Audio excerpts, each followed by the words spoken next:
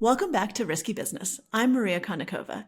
Nate is out today, but we are joined in his stead by a very special guest, a reality TV legend, the only person to appear on Survivor 6 times, 5 times as a contestant, 1 time as a winner, although I would say twice as a winner because even the time that he lost, he met his future wife, and they've now been married for over 20 years, so that to me counts as a win. He's also been on The Amazing Race, Traitors, and Deal or No Deal Island. And Rob is a fellow poker player. He's known as a master strategist who blends cutthroat gameplay with irresistible social instincts.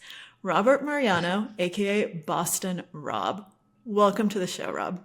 Thank you so much, Maria. I'm a huge fan as well. I've been following your journey for the last few years. I actually came across your book, and I know formally we've never really interacted, but I'm looking forward to it at some point here in the future. Yeah, likewise, likewise. Yeah. Oh, and on a more personal note, Rob, I am a fellow Bostonian, though I grew up in the Oh, suburbs, not in the city. nice. So not a true Bostonian. Everyone's like, you don't have an accent. I was like, yeah, I lived in the suburbs. Sorry. And you and I both studied psychology in college in Boston. So you went in a different direction with psychology, but we're both using it, I think, in very interactive and interesting ways. So let's start at the beginning of your journey, if that's okay with you. How do you get from, a psych major at BU to Survivor and to kind of the career that came to define you? So it's kind of a wild story and journey, but like actually I went to Boston University 5 years, graduated with a degree in psychology, and made my parents really proud and went to go work in construction because I love to work with my hands. I started off as a laborer for a stonemasonry company out in Framingham, and it just so happened that Survivor had just started. It was the year 2000, and it was the biggest hit, and it was on TV. And I had a girlfriend at the time who loved the show and wanted me to watch it. And I remember one day after work, we're watching the show, and there was a kid that was on it. His name was Colby. It was the second season. He was like the all-American guy, and he was out there and he was doing the challenges and doing a great job. And I remember sitting on my couch with my dad being like, I would kick his ass. And my dad was just like, oh, yeah, you think you could do it? Why don't you try? So I was like, all right, maybe I will. So I sent in the application. One thing led to another. Who could have, like, I would have never predicted 25 years later, the journey that it's taken me on. I didn't actually use my psychology degree in the traditional way, but I kind of did use it, through reality TV and poker and all these other Yeah. competition games. Yeah. Absolutely. Absolutely. So, It's funny. So you kind of started, so let's put this in poker terms. You started as the chat pro, right? Who's watching the professionals play on stream and you're like, oh, I know how to play that hand so much better. And most chat pros, they'd suck, right? If you actually put them on the lights. You were the one who actually was like, you know what? I could do better. And you went and you kicked their ass. I mean, it it took a little bit of time, but like I understood uh the meta of the game kind of before everybody else, even like the producers. I understood like not only the math of it, but the psychology behind it. And I think that's like really important in understanding these games that include not only the physical aspect, but the social and the strategic aspects as well. And in that respect, I feel like I was a little bit ahead of my peers from the beginning. For sure, for sure. Well, that's what interests me about you and about this is kind of the game theoretic aspect of it, right? Kind of Yeah. the meta strategy behind it. So when you were watching, what was it, what was your kind of big aha insight where you were like, okay, I know what game this is and I know how to play it strategically on a higher level? Because it's not like you were, oh, I'm the best at survivor skills, right? Or something like that. Yeah. You understood kind of the actual mechanics of the game. So can you talk me through a little bit about how you thought about it back then? And then I'd love to kind of talk through the evolution, Of 25 years course. later. Yeah. So So in the beginning, the game was fairly new and it was two tribes of people on an island and there was a survival aspect where you had to forage for your food and everything. But beyond the survival aspect of it, even though the name of the show is Survivor, there's a strategic aspect where whoever wins the challenge, the person that loses their team has to vote someone out. So traditionally, up until the point where I played the first time, the first three seasons had gone by. My first season was the fourth season. The first three, they tended to keep the strong athletic players because they felt that, they would help to provide for the team, to strengthen the challenge. Um, and I was kind of like the first one to realize it didn't matter how strong the team was. I needed people that I could control like chess pieces in order to get myself further. Because, like, the game, even though on the surface it looks like it's a team game, it's an individual game. The entire game is an individual game. Um, so what was different was like in the beginning there was a guy, his name was Hunter this first season, and he was the all-American Colby kind of guy, the fighter pilot, the strength guy, the guy with the muscles, the voice of reason.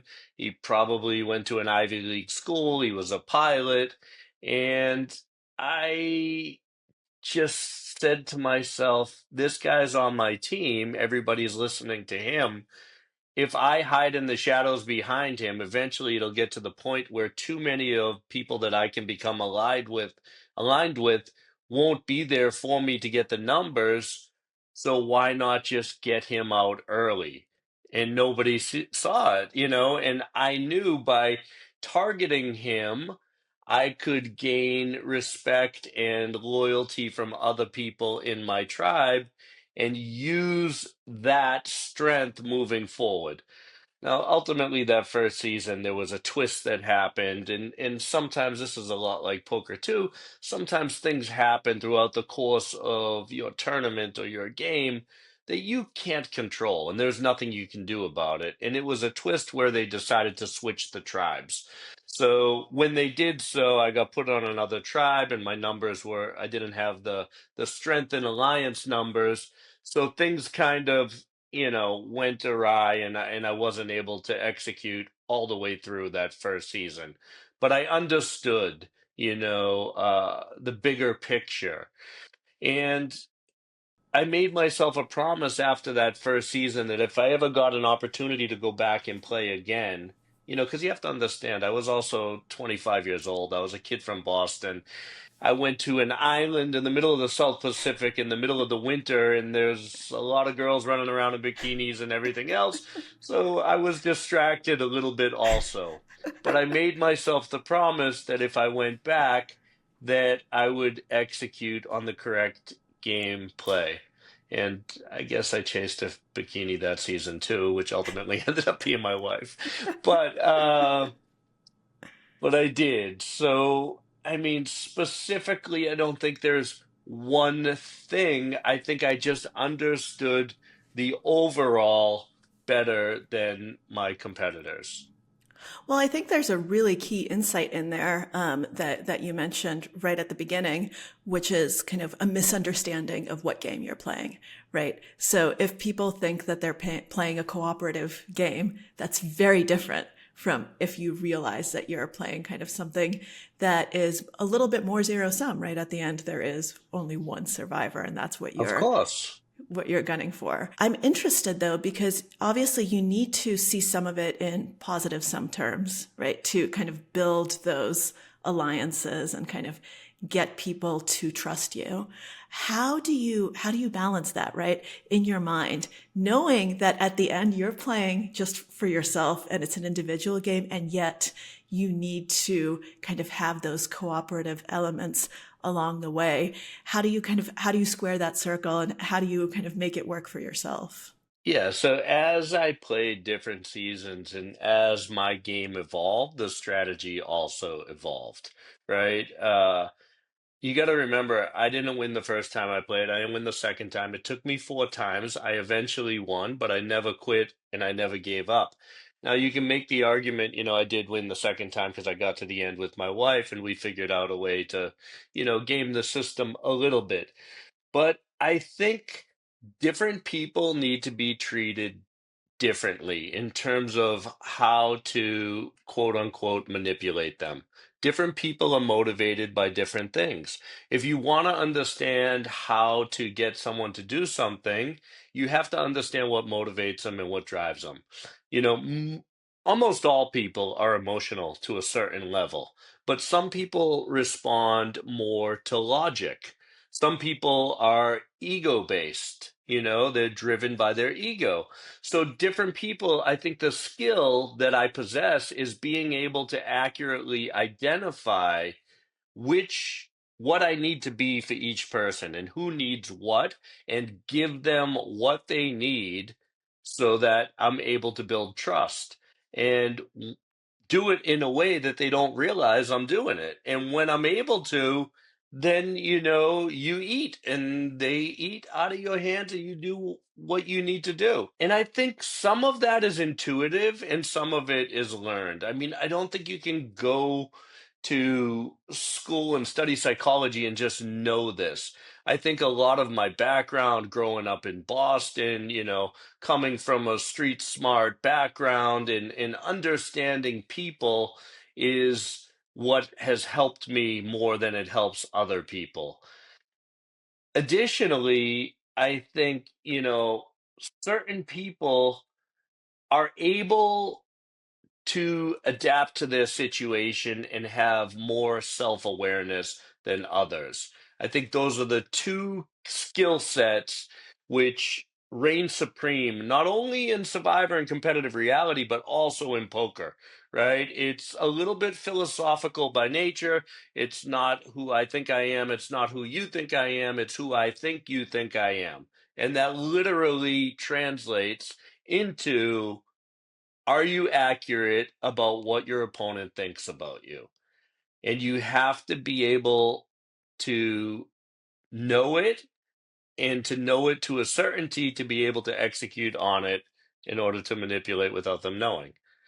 I mean, the easiest way to tell if someone's lying to you, right, is ask them a question you already know the answer to and see how they respond.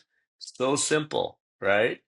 And you set these little traps, you do it, and then it becomes second nature. The other thing I think that helps me a lot is I'm okay with confrontation. Like on Traitors, I loved the round table. I loved going to battle.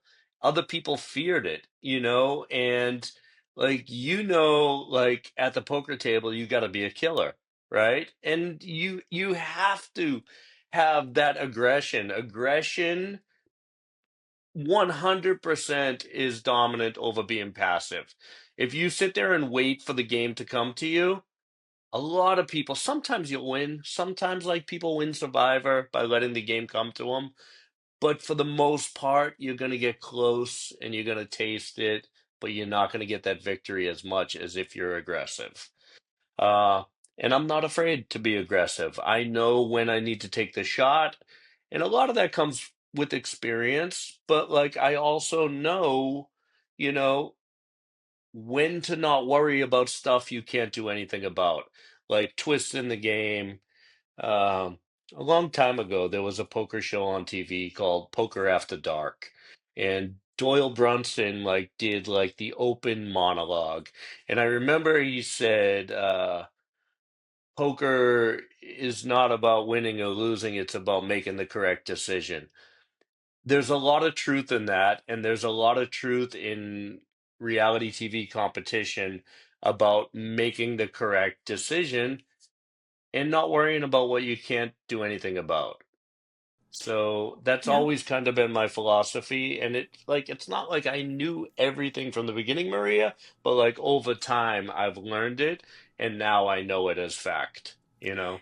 Yeah, for sure, for sure. No, a lot of what you're saying rings true for the poker player. Some of what you're saying rings true. It's very funny. There's a thin line between persuasion in this setting and con artists. So my second Yeah. book was about confidence men, right? People who trick people for a living. And obviously, the main difference is when you do it in real life, it's nasty, right? If you're doing it Right. in a game, it's part of gameplay, right? It's There's part. a lot of parallels to relationships as Abs- well. You yeah. know, and you got to remember, Survivor is a game of relationships, especially where you vote the people off, and then after you vote them off, you have to ask them to vote for you in the end. So usually the way people win are one of two ways. Either A, they're too mad at the other person, right? And you're the lesser of the two evils, or you've figured out a way to like gain their trust in some way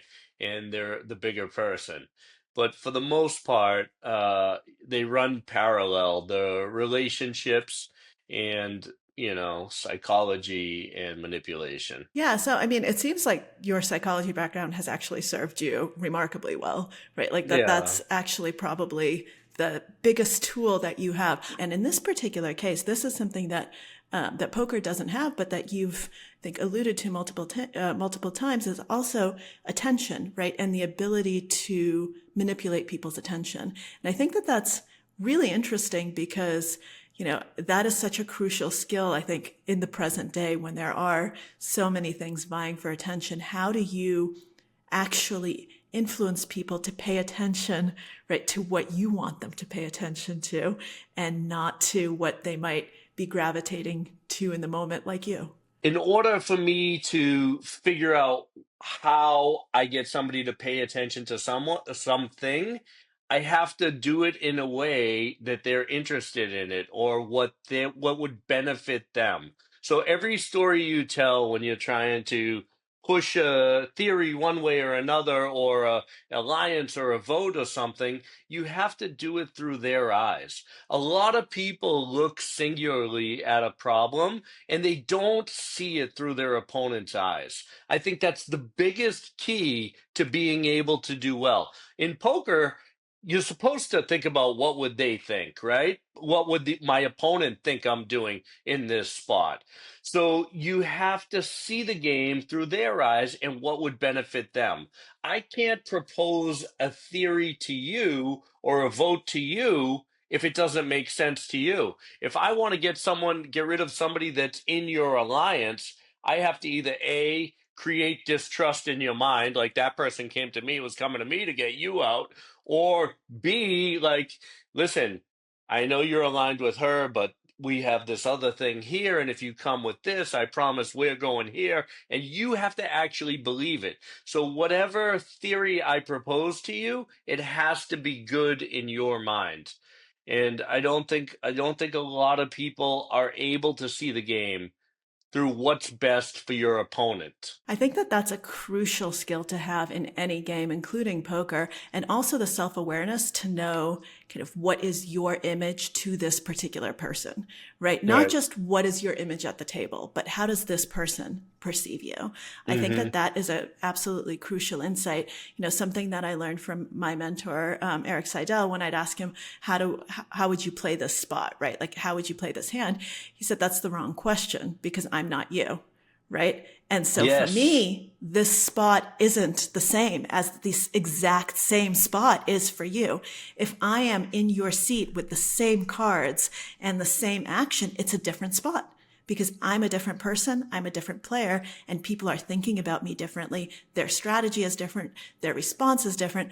I can get away with some things you can't get away with. You can get away with some things I can't get away with, right? Different things look different coming from the two of us. And so that's how you have to think about, not how do you play this spot. And actually, most players, even very good ones, not the best ones, but like solid ones, don't go that extra step and they just look at, the solver computerized output. Hmm. This is how you play this spot, not realizing that in Right. live poker, that doesn't exist, right? There's That's no, why GTO is not the end all be all.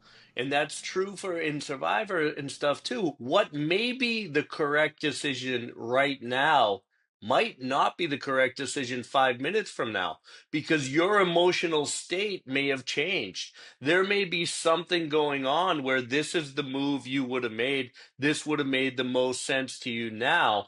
But because XYZ happened, all of a sudden that's not true anymore.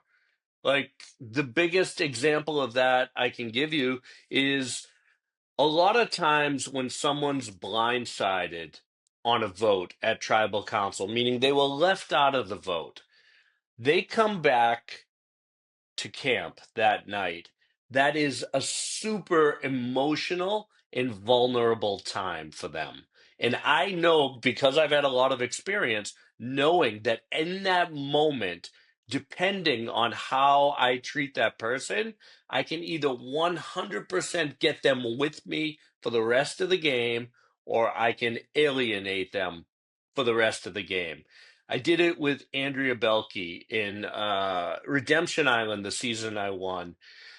We ended up blindsiding her island boyfriend, Matt, and she came back and she had no idea where to go. This way, this way, this way. Like she had no idea and she felt super vulnerable. But I went to her and I was like, listen, I know that you were tight with Matt, but I just got to tell you, we couldn't tell you about what was happening because we knew if you did that you'd react emotionally to it. But I promise you, he wasn't good for your game. He wasn't good for my game. He wasn't good for anyone. I still want to work with you. I still want to be in your alliance. And I like, so being the comfort person, even though she just had that happen, and now being able to for the next 3 or 4 or 5 votes in the row, build trust with her to show that that's actually true, you know, versus the other way, she comes back, she's super vulnerable. We turn everybody against her. I mean, it's a super manipulative game, right? If you understand it. And not everybody out there is thinking on that same level, but some people are. So the people that are, like yourself, I could tell you're super in tune, you understand the psychology, you understand the gameplay. I would size you up real quick and either work with you or get rid of you right away, Get me the hell out of there. depending on whether or not I felt like I could trust you and you'd work with me, or if you were going to be threatening to me. That's how. That's what we do at the poker table. That's what you do as soon as you hit the island every time. You have to make judgments about people that you really don't know anything about. So you look at things beyond what there's coming out of their mouth. You look at their body language, what they're doing, their actions, because I truly believe the actions speak louder than words every time, you know? Yeah, for sure, for sure. Yeah. And it's interesting because, you talk about building trust, and in that moment, do you actually have to kind of believe you're building trust even if you know like at the end you're going to betray her, right? That you're doing it strategically? Well, I mean, look at like you said, we all signed up for the same game. We all know one person's going to win. So eventually everybody's going to build trust except for the one person you're sitting there at the end with. But here's the thing. If you understand the game on a basic level, when you sit at the end, you want to sit at the end with two people that you can beat. Nobody wants to sit at the end about the person that's going to be a coin flip. You want somebody that you're 80-20. You got aces and they got kings, and Yeah. you want to be a huge favorite at the end. Yeah. So, No, like, in a way, it's really interesting because, I'm just thinking about it like in poker terms again. Like if you're at a final table and there are two recreational players and like some very good players, you're rooting for the recreational players, right? Because you want them to have the chips because you want to be against them you at want the to be a end. favorite against them at the end, of And you don't course. want one of the great players to win. Yeah. And so you actually like that your who you want to win changes. Obviously, in poker it's different in the sense that you can't force them to get the chips. Like it depends on what happens. But in your mind, you can root for their success because it's always better to be heads up against the fish than to be heads up against the crusher. There's a lot of luck in all of the games as well, and I think that's often understated. The one thing about me and the way I play is I understand the parameters, I understand the rules, I understand what I'm signing up for before I play. This is the game. Only one person's going to win. So when it's over, I've always been like a good sport. I'll shake your hand. It's good. I won. I lost. I did my best. And that's all you can do.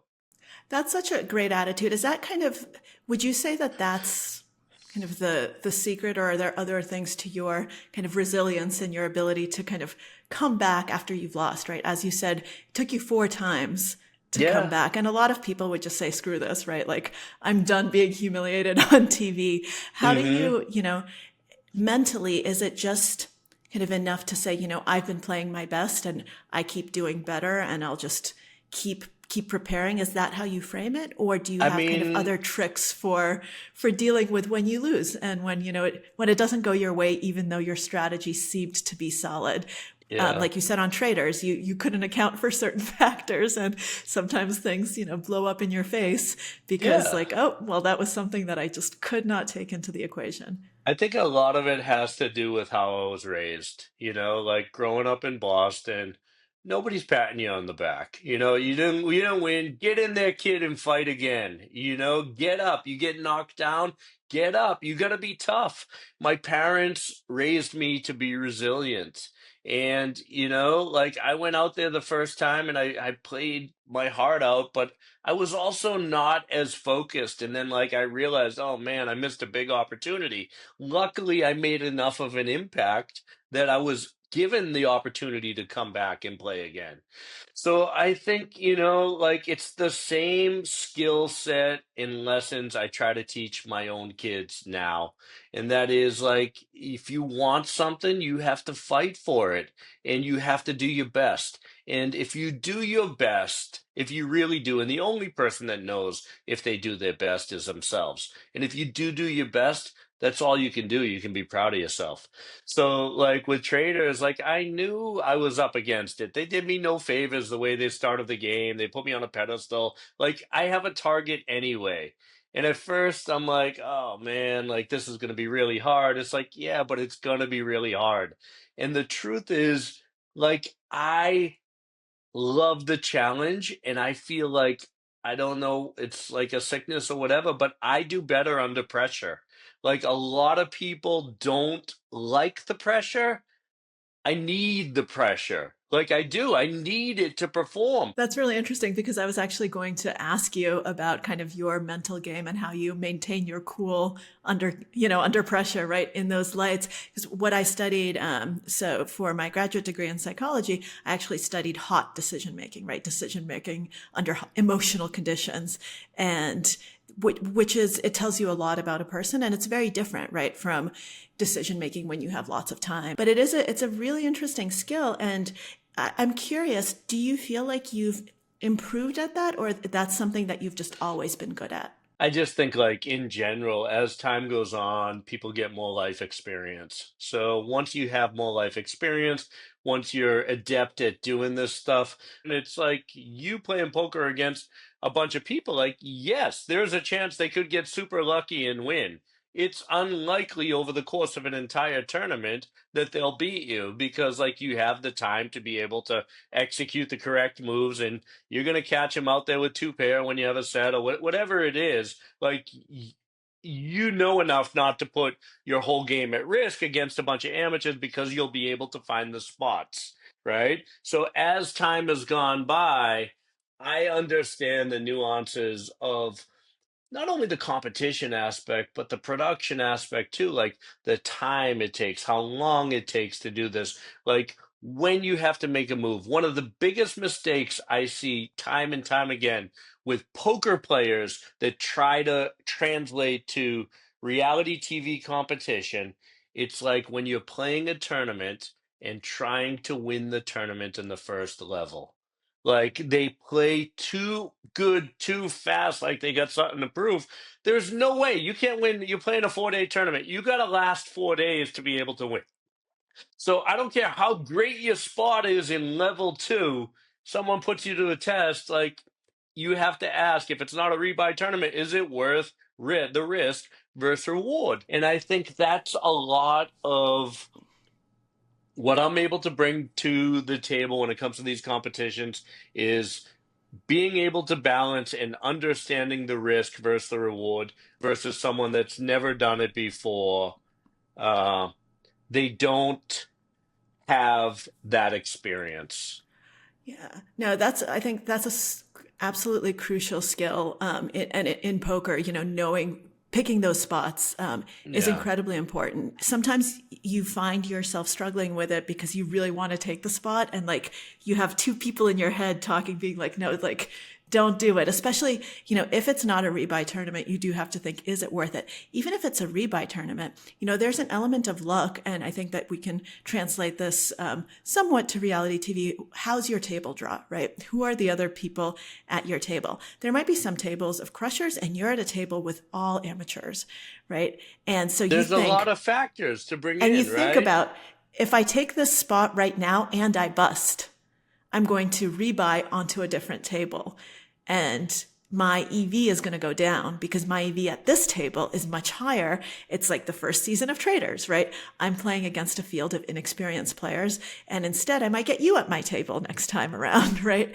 And be in a much worse situation. And so sometimes emotion or the pressure or whatever it is gets the better of you, and you take a spot, even that technically it's plus ev, it's minus ev in the long term, because the ev isn't just the math. Being able to recognize that is super important because there are also the opposite is true.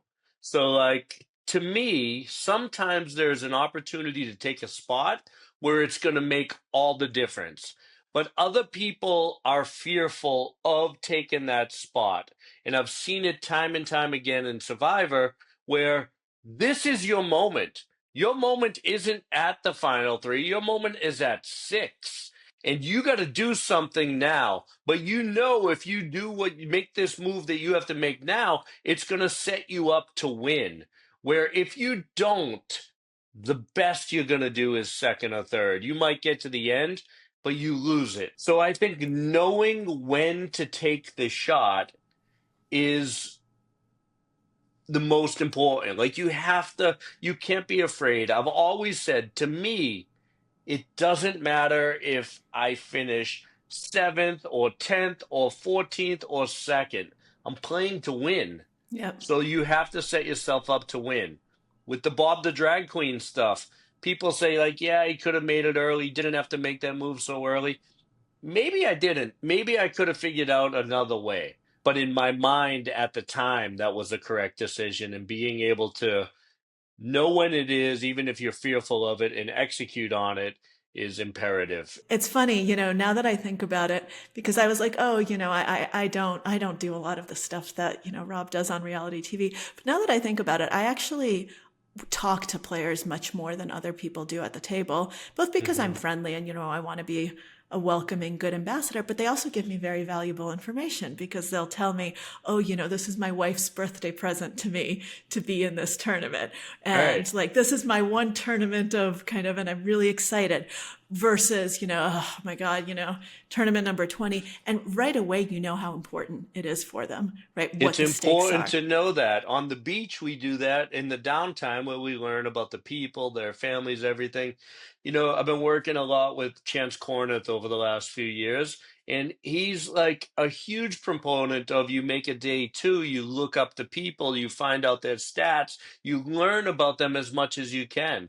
So it's not like I think poker has moved away from the social element as much in terms of like there's not as much chattiness and conversations at the table at the higher stakes anymore. I mean, you still find it in like the local like small rec games and stuff. So you have to be willing to put in the extra work to do that. And what you're saying, like that's unbelievable. Like you're doing recon on your opponent. You have to do it in the moment when you can. And yes, absolutely. I think it's a huge, you're just leaving money on the table if you don't take the time to research your table mates from day two on. And a lot of times people don't, right? They don't look up their seat draw, or they're lazy, or they're tired because you played till, 1 a.m. and you want to maximize your sleep. You don't want to take that hour or however long it takes, but it's always worth it. Every single time, because you learn so much. You And that's, become obsessive about it. So let me ask you a question because you yeah. went from journalist to poker player. Like, do you think there's a point where it becomes too encompassing because my relationship with poker has been like this over the last, my whole life, really. I love it. I have time. I want to play. I want to do it. I'm into it. But at some point, it's like when I hear about like the EV of sleeping in this hotel or that hotel, like it becomes like I'm like, okay, I'm going to play a tournament that costs 10,000. I'm gonna sleep in a good hotel. I'm gonna Yeah. order room service. Like, the lifestyle itself, it can become too encompassing where every decision outside of that becomes about it. Do you find Yeah. yourself falling into that? No, I mean, I try to maintain balance because it isn't, my full-time career. Like I'm working on my next book right now. I have this podcast. I have, I write a weekly Substack. Like I'm working on a bunch of screen projects. So I have a lot of other things going on at the same time. So I think that helps me kind of maintain perspective. And for me, I try to kind of think of poker as something that I love, that teaches me a lot about decision making, and that's constantly helping, right? Because it's still, I think it is still teaching me things about myself, about the decision making process, and I'm still evolving as a thinker in ways that help outside of the poker world. So I feel like it's still giving a lot to me. And I think that it's a game that is incredibly powerful for other people, right? I want it to be a popular game because I think it can Yeah. help, right? I want you to teach your daughters poker because I think it would help make them smarter, kind of better players, right? At life, right? Yeah, of Better course it does. It does. Like and poker is a game that's super relevant in the business world, yep. in negotiating, in understanding discipline. There's so many different like attributes that the game helps in life. At the same time, it has a horrible reputation. I know from the world of television, like anytime I try to bring up any project that includes it, it has this stigma attached to it.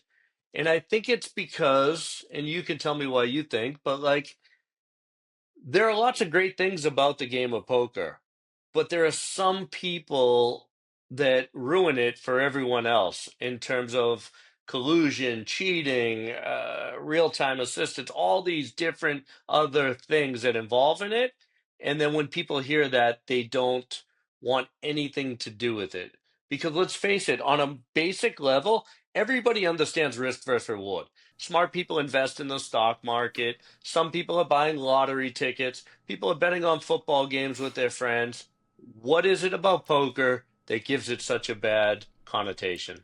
So I think it's actually kind of historical, and I think that it comes from kind of a puritanical kind of background to Yeah. American culture, where they bucket it in with vice, right? They see it as kind of a casino game where it's not. I always try to explain to people that it's actually different from every other game in a casino because every game in a casino is gambling, and poker at the end is a skill game with an element of luck, because in poker you can win holding the worst hand and you can lose holding the best hand. And that's the definition of skill. Whereas in any other game in the casino, you have to have the best of it, right? You can't beat the house if you don't have the best hand, right? It's just kind of their strategy, of course, but then it's kind of how the chips fall, how the ball rolls, how the cards fall. They have a built-in edge, obviously, that makes it, negative EV. So what needs to happen? Does it need to come out of the casino element? So I think that that's part of it, but I think also having good spokespeople for it who try to explain to people that what it actually is and what it can actually bring is part of the journey.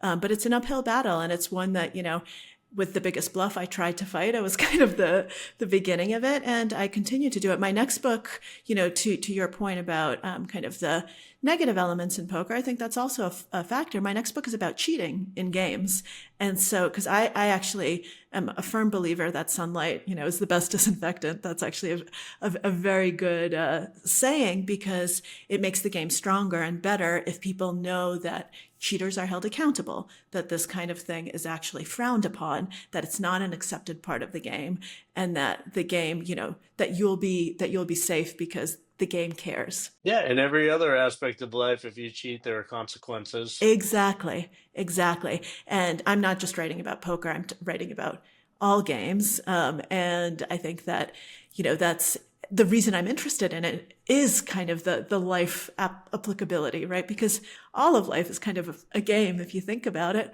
with rules. We course. live in a society that has rules, and you live by those rules. And when the rules start changing or people don't get punished for breaking the rules, that's eyebrow raising and The concerning. problem is sometimes the rules are not so well defined, right? In Yep. in a game like poker where you're rewarded for pushing the edge, it's like what is acceptable, what isn't acceptable. And I'm not Yep. talking about like what beats what or whether you use something or not, but like, Yep. a lot of areas are gray and sometimes things are frowned upon where other ways it's considered, they're applauded for their outside the box thinking, you know?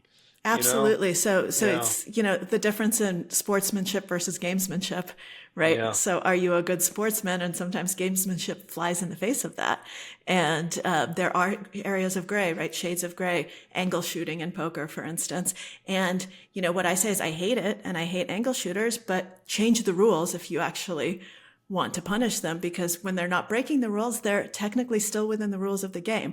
I personally wouldn't do it and really look down on it, but you can't do anything, right, if it's within the rules. I'm a strong proponent of whatever you can do within the context of the game. I've done it on The Amazing Race. I use their own rules against them with the meat eating challenge and understanding what the penalty was, and then knowing that if I got other teams to also quit the challenge, that I would still be ahead. And they're scratching their heads and they're mad on the sidelines. And it's like, I think maybe after they change the rules, but like at one point I bribed a bus driver. I took a collection of people's money and bribed them with their money and didn't put my own in, but I didn't say I was going to. It's funny. So you're Yeah. you're a very good gamesman as well, All right? right. So it's a really interesting thing. I mean, some of the best athletes are very good at gamesmanship, right? I've written Hmm. about, and he'll go in my book, Tiger Woods, for instance. He's had some really eyebrow raising moments where he's used the rule book technically correctly. He didn't cheat, but at some point, like he had a boulder moved using the loose impediments rule. The rule ended up changing after he did that, but it was like, oh, holy shit, dude, you can't do that. But like he was technically within the rules. I mean, it's like the ball player on first base that fakes to throw it back to the pitcher and then tags him out. Like, yeah, I don't know. I think like if someone's ingenuitive to figure out a creative way to gain an edge within the context of the rules, I personally think that should be applauded. There's a lot of gray area, but it depends. Absolutely. So what do you think kind of, we just talked about kind of poker and kind of the huge value that it can give in terms of thinking, decision making. So since you're both a poker player and I don't know, a player of reality TV, do you think that the reality TV has kind of as much educational value or kind of value in decision making? Like, I just said you should, teach your girls poker if you haven't Yeah. already. I'm sure you have already. Like, would you want them to, like, do you think that, would you recommend for them to go on Survivor, for instance, right? As well. Like, do you think that that is something Yeah. that is important, or is it different? So I think this because the experience I had, the season that I won, there was one of the youngest girls ever was on the show. Her name was Natalie Tenorelli. I think she was only 19 at the time. And I don't think she had enough life experience to be able to navigate that situation, especially playing with someone like me and other people that were older that understood that kind of stuff. And she was very naive. I ended up going all the way to the end with her because I knew I could beat her and everything. And I just like it was still good friends to this day. But I think my girls, I'm giving them the foundation to make good decisions, to understand theory, to understand that. But I think there's not a replacement for life experience that would, let's put it this way, as soon as they turn 18 and they're able to go on it, I wouldn't have them sign up. But if they wanted to do it when they were 23, 24, 25, I would absolutely encourage them to do it. But I think there is a threshold where you have to have some kind of ups and downs and experience outside of the safety of my home with me, on your own to be able to handle the adversity that you're going to face out there with 17, 18 different other personalities. That's really interesting. So poker in a way can be a training tool for something like that as well, Yes. because poker is something that gives you a lot of that kind of experience. That's Hmm. so it's, but not the other way around. I actually briefly chatted with. You did not compete against her, but with another member of Traitors who got really excited that I was talking to you. Yenja Westgate, she's from Sweden. She did the Swedish Traitors. She kind of was interested in whether how other games compare, right? And how your background in other games compare to that. And also kind of the difficult things that the cameras don't capture, right? That go on behind the scenes, which I think is really interesting. Like the stuff that no one sees, I think is probably just as important as the stuff that we do see. What you have to understand is you're going to make a TV show, you're playing a game, but they're going to film everything. And to be cognizant of the person that you want to be represented as, they don't go outside of their way to make you a villain if you're not a villain. They're not going to, in the same sentence, like make you into this, heroic character if you're not. They pretty much stick to the script of what you give them. To me, definitely all of the games have helped different games because I've learned from each of them. I don't know that one is perhaps the best training ground for the others, but Survivor is the realest of any of the games. And when I say the realest, I mean you're actually out there starving. You go days without food. You're living on an island. You get no help. There's no production interference. There is no time the cameras ever turn off. It's Rob, I would die. I would 24/7. die. Yeah. So it's like it is the real deal. There's never been another show that I've done that's compared to the immersive experience that Survivor is. Traders, on the flip side, is filmed more like a movie. It's a production. There's a lot of stopping and starting. There are still rules and there's still integrity, and production still, maintains that. But they're 20-hour days sometimes if you're a trader, 18 to 20 hours, like you start at 8 in the morning and you go till 3 and 4 in the morning on a lot of days. But there's stops and starts, there's makeup, there's lunch, there's other things. Where with Survivor, there's never an off button. It's on until if you win or get your torch snuffed. That's it. Yeah, I mean, I would definitely die, and I would not survive Survivor. I know that about me. Is I it will not because come close. because of the physical part? Yeah, You'd yeah. be surprised. After 3 days, you're not even hungry. Most people don't miss a meal. If you go 3 days, the hunger pains go away and you're so focused on the strategy. I would always like look around and be like, there's other people here that are doing it. Like you can't complain. Like don't cry. Like these people are doing the same thing you're doing. Yeah. Oh, that's good. So I'm really curious to know, kind of, given all of this, and all of your background and kind of how Yeah. your thinking has evolved. I have to kind of the logical question is kind of the what's next? Are you going to kind of continue this reality TV evolution, Yeah. Survivor 50 or whatever it might be, or are you thinking about kind of doing something of your own? What's in your mind? I've always been a super spontaneous person, and I kind of always do what I feel. Like I went to go work construction after going to college. I tried out for a show, and there've been times in between like the reality TV stuff where like I still do construction. I have houses I renovate, did a renovation show on TV which came up, but like uh I try to balance my life and built a life where I do and live exactly like what I want. And like for that, I'm super fortunate, like I might go play poker one weekend. I might, work on a house or a project over here. I might do a reality show. I might go on vacation with my family. I don't know. I never really planned, I just know that I'm not the kind of guy that would ever sit in an office and go to a 9 to 5. And there's something about not knowing what I'm going to do that's exciting. And like, it's wild. They say opposites attract. My wife is the complete opposite. She works as an admissions director for a school. She goes while the kids are at school. and it works. It works for us, and I think that balance of figuring out and not knowing is like like what I enjoy. That's a beautiful answer because one of the skills that I try to get people to embrace is embracing uncertainty, right? And embracing the unknown. I think that that's something that it's a gift that poker gives you, that ability. And I think that being open and willing to kind of take the opportunities that life throws at you without being married to any given path is incredibly important and probably one of the reasons why you're so good at reality TV. Thank you so much, Rob, Yeah. for your time. This was amazing. I feel like I have a million other questions that I could ask you. Well, now that We we're could keep friends, talking. you can call me anytime. We'll figure it out. Sound- Okay. Sounds good. Thank you so Yeah. much for joining me, and good luck on whatever comes next, even though you Thanks. don't know what that might be. Thanks, Maria.